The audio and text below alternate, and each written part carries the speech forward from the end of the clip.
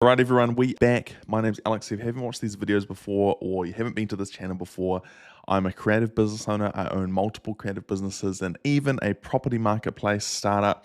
And these videos are a record, a video diary, a journal entry from Alex, a creative founder, sharing the wins, the losses, and every milestone and tension in between through creating a creative business. Now, if you're interested in business yourself, whether you run a business, whether you're the creative marketing director at a startup, or you're an aspiring founder, then I hope that these can be a honest, open reflection, observation, a catalog of insights into what it's like to actually run a business, to actually hire and fire team and clients, and what it takes to really strategically move from an idea to a profitable creative business.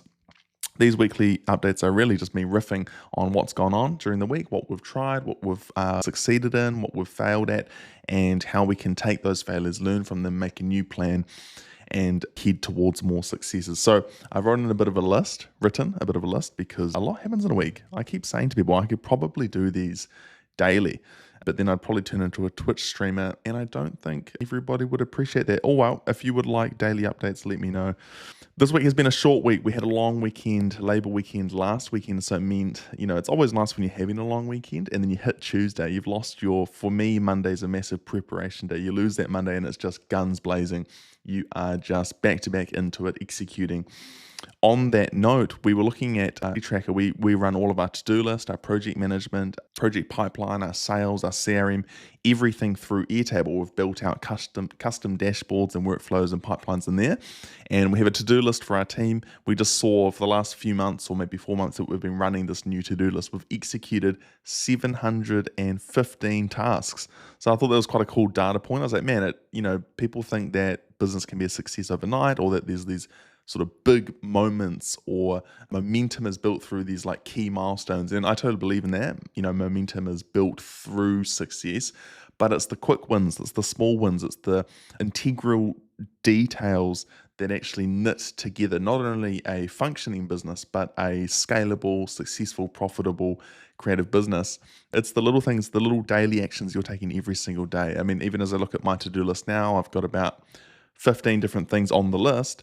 Maybe 7 of them will get done today because they're high priority, but there's always prioritization and execution behind successful companies. So whether it's your company and you feel stuck right now, I know I can feel stuck when the list is so long, it's taking action on those small things, those quick wins, or just those small niggly details that maybe you're not a fan of. Getting those things done not only clears your focus so that you can focus on the big things, but it actually allows you to grow into big moments where you can then focus on the exciting things in your business, whether for you it's service delivery, or it's leading your team, or it's running ads, or it's doing sales, or doing content like this. Getting these small things done lead to the big moments of impact. So a bit of a reflection there. It has been a very busy week, which is really great. Talking to my wife, Hannah, yesterday, who's also a project manager, just reflecting and being grateful for the fact that we are super busy. And that brings me to my next point, is that our core clients, the core clients that work with Render Studio in particular, that come back, week on week or month on month or even quarter on quarter for repeat work for renders for their project developments, they are growing. A lot of our core clients are growing. We're also seeing, as if you'd watched last week's video, last month, the last 30 days from last Friday and back, we had our largest amount of organic lead flow come through our website, and that was not even including ads. So including ads, we were about 70 leads last month, which is amazing. It's phenomenal. So there's definitely tough times out there in our industry, in the property development market, but at the same time, there is a pressure being alleviated through interest rates and other things that are causing buyers, investors to come back, and in turn giving property developers, our clients, a little bit more confidence. Hopefully it's more than just optimism, but confidence to be able to launch more projects and hence send more work to us. So that's really cool seeing that. I still think that November and December are going to be the largest months of the year. It was that for us in 2023. So last year, our largest month ever was in December. And I think that's a mix of people launching projects pre-Christmas. There's a bit of a shutdown period, giving buyers something to look at, touch, feel, think about over the months that they're on the beach. And when they're coming into the new year, either seeing a project launching for the first time in January, Feb, or they saw it launch in December and they've had time to think and consider, and now they want to reach out. So whatever the factors are, our business does a lot of business in December, which is really exciting. Looking forward to that. A couple of other things that we also are experiencing, something just to reflect on this week, we are definitely experiencing some tension in our scalability. So trying to think of the best way to describe it. We're ripe. So we're ripe for scalability, and we're seeing the fruit of that. I guess now I'm using an orchard analogy. We're seeing the fruit of the fact that we are a scalable business. Our offer, or the goods that we're delivering, the team that we're working with, the systems, the efficiencies, the brand that we're building, the marketing systems, that they're all working, they're all ripe. And we're seeing that they're not only full of potential, but we are seeing that potential realized through a growth in our business. But there is some tension that we're seeing right now in terms of fully realizing that scalability to our next ceiling. And that's coming down to a couple of things. One is it's coming down to the fact that as we work with better and better clients, and so the definition of better is more well-known brands, but not just that. There are some well-known brands that just don't really understand the value of high-quality renders in our service. But as we work with better clients who do tend to be larger brands, more well-known brands, more established, and not even in terms of tenure, like how long they've been around, but how established their brand is through their marketing, through their reputation, through their physical product that's been built into the streets. Those clients, there's a direct connection, a correlation between them and their understanding of high quality renders and the value that that plays in marketing, but not only in marketing and sales, but in the brand positioning and the customer rapport that you can build, the trust you can build by being seen as someone who invests in so you as a buyer should invest in their product. I think there's a direct connection there. We see this a lot in Melbourne. We see this a lot in Melbourne in our interactions with leads and prospects and clients over there, is that actually I think Luke was on a call last week, might have even been a Christchurch developer, saying that the quality of the render does directly correlate to the quality of the buyers that they're wanting to attract. And so they actually said that to Luke, and I thought that was really neat. And that kind of reinforces us that there are clients out there that we would label as better clients because they understand the value of our service. Now, that doesn't just happen by accident. It's amazing when it does. But as a service provider, as a creative business, it is actually a job to educate, to showcase, and to actually illustrate through our service that the quality of our service does have an impact on the quality of their marketing and sales. It's not as easy to say, if you buy better renders, you will get more sales, but everything is a contributing factor. Everything's a cog in a system. And if you're building a marketing and sales system for a property development company, then everything's got to be sharp. Everything's got to be lean, well-oiled, and ready to execute.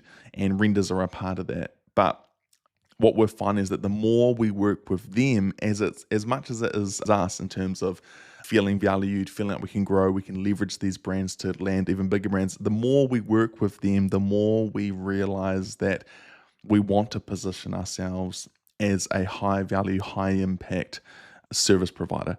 And what that means is that it kind of heightens our senses to leads or even clients that don't reflect that or don't align that. Clients who aligned with us, our previous version, but as we mature and as we work with better clients, as we'll say, we feel like we are lifting our standards. And that brings tension because there are clients who have been with us since the start or have been with us early on, who have been with us for a while, who we maybe feel we've outgrown. We've outgrown in the sense that our pricing has significantly changed from when maybe they came on. Our process is more dialed in and they might be in a more looser setup. Or it's just the fact that the clients that we're working with now, more and more so, as I'm saying, have better communication, better expectations, better investment levels. And so it can be a bit of a tension. So still sitting on that. I thought I'd sort of share that as an observation this week, still sitting on the tension between transitioning as a company, transitioning who you work with and things like that. So that's something to just sort of pin in there. Another thing is that we're also going through as a company, so specifically Hannah and I, but Luke is as well, we're going through the Profit First book, and we got them on our Kindles. A phenomenal book, and it is just tearing our business to pieces in the best possible way, like a Lego tower that looked okay but wasn't built following the steps. We are now pulling down our tower layer by layer and reconstructing it following the framework that's found in Profit First. Essentially, to give you the nugget, you should just go read it if you're a business owner. It will hold you accountable. It will be very revealing, but essentially prioritizing profit, tax, and owner compensation in a massive way, learning how to actually build a profitable company, and through that strategically working on your expenses, working on your delivery costs, working on your efficiencies as a company. So, for example, in the last chapter I read, how to get twice the results with half of the input. And so it's really like bending our framework, the way that we're seeing our company, and is causing us to really take a good hard look at the finer details through finances, through team compensation, owner compensation, profit distributions, our investment levels into growth, all of these things. And so that's a big thing for us as a company. There's this tension with scalability, both in who we are becoming as a company, but also the nitty-gritty things that we need to implement so that we can actually get there. And that comes with this point that I've put on here. This next point is the allure of high spend off of the back of high success. And I think you read this in books, you see this in podcasts, you hear it from successful friends or people around you that you look up to, and they say, hey, dial in your systems in the early days, learn how to deliver high quality service, to high quality clients. But as you grow, so learn how to do a lot with little, as you grow, try to dismiss or push off the allure of increasing your expenditure beyond your means. And so it's very easy to sort of look at it and go, oh yeah, of course, like that's the wise thing to do. But as we have seen a lot of success in the last few months and in the last year, a lot of growth year on year, it's interesting to now look back and go through our business with a fine-tooth comb and realize, oh yeah, we have increased that expenditure. For example, one example is as we're working with Bed and Bread clients, we were sort of investing in more expensive artists, more expensive team, which sounds smart and it is smart and we'll continue to do so, but we were doing it sort of to the point where we were going above our means. Just because the client was willing to pay more, we were then paying more for our team. And that's not necessarily wrong, but it's also not necessarily scalable. And so that's one example of, as you grow in your success, don't grow in your spend. Try to keep your expenditure really proportional, even disproportional in a positive way, to your reward. And so that's something that we're looking at as a business. Big week. Sorry, this is quite a large entry.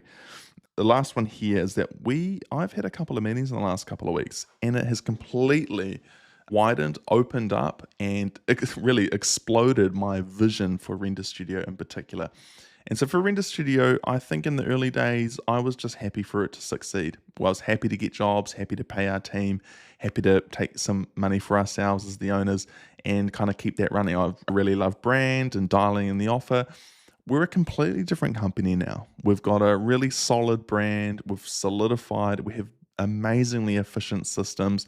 We have a high performing team, a growing client list, growing render quality, and growing client quality. All of the ingredients you need for a scalable and a successful business. But I hadn't increased my vision for the company. I'd increased my company, but I hadn't increased the vision. And I caught up with a successful agency, an agency founder, I guess you could say, and she sold her business for $15 million in New Zealand, a creative agency. Completely, I jumped on a call and it completely just reframed the way I was looking at our company. And I was thinking, actually, that's not even a silly dream. That's actually a dream that we should have for Render Studio. And so I wanted to document this for myself, my future self, in this video, and for you listening. We have got a brand new big hairy goal. Calling it the big hairy goal is that we will build Render Studio into a $15 million 3D render company. This is the goal. Render Studio, I'll say it again for myself and for the people in the back, will be a $15 million creative studio. We're going to build this through a very strong foothold in New Zealand. But this is really, truly going to be scaled through Australia. We've got movements in Melbourne. We've done a job in Sydney. We've got a job coming up in Brisbane and more to come. more to come in Melbourne as well. And I think we can build a solid, $2-3 million business here in New Zealand, but it's going to 5x if we can go really scale our efforts in Australia. And so just putting that out there, we're going to be a $15 million renter studio. And I can't wait to look back on this video, look at the timestamp and say that we did it.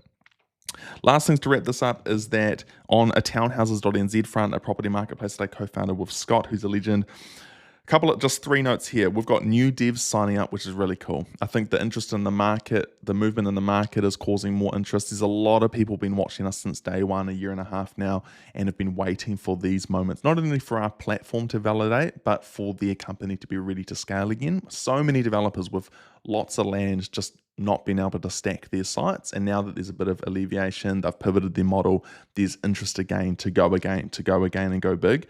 So we've got new devs signing up.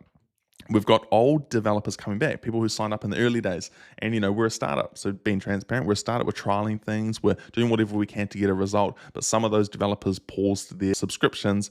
And just in the last 2 weeks, to re-engage their subscription. So I think it shows signs of us and our performance on the platform and our growth, but also just their interest in their business being ready to go again. And the last thing here is just the big question for us right now. It's not even really a question, but the thing that we strategically focusing on right now is our road to greater success. We've had a lot of success at Townhouses.nz, been a brand new property marketplace in a pretty vicious and tight-knit competitive landscape here in New Zealand. There's really 3-4 portals, and no one does off the plan like we are doing. So we're carving into a new niche up against big competitors, big giants, successful giants, and we're wedging in our solution, our difference, our value proposition into the mix. And so our road to success, really 2 things, is dialing our pricing. We've had a lot of feedback, got a lot of data, a lot of buyer data, a lot of sales data, a lot of on platform. We need to dial in new offer that we'll see into the new year. And then it's just sales. We've got another call booked next week. We've got lots of interest and lots of leads that we need to get back to. Apologies for everyone who's waiting. But pricing and sales is our next strategic move to grow into the next level, which is really exciting. So super pumped for townhouses.nz, super pumped for Render Studio. And just a little bonus here, I am loving these uploads. Obviously, I've talked for way too long now. I'm loving this creative journey of documenting my story, documenting what I'm wrestling with. And the reason why this is so long is because so much happens. So much happens in a creative business owner's life week to week, like I said, day to day, that I'm loving being able to reflect, being able to just unload my thoughts and download them and then upload them here for you all to watch. So if you're enjoying these, if there are things from my story or from my entries that you have questions around, or you'd like to see me break down any part of my creative businesses, please let me know in the comments or send me a message and I will film that content for you. I'm really hungry and I'm on a bit of a warpath to really grow this content to my business, to grow this for my personal brand, and also just documenting the journey along the way. So thanks for watching this on YouTube, and you're not subscribed, please subscribe, like and subscribe. It really does help this channel out a whole lot, and I can't wait to share more with you in next week's video. See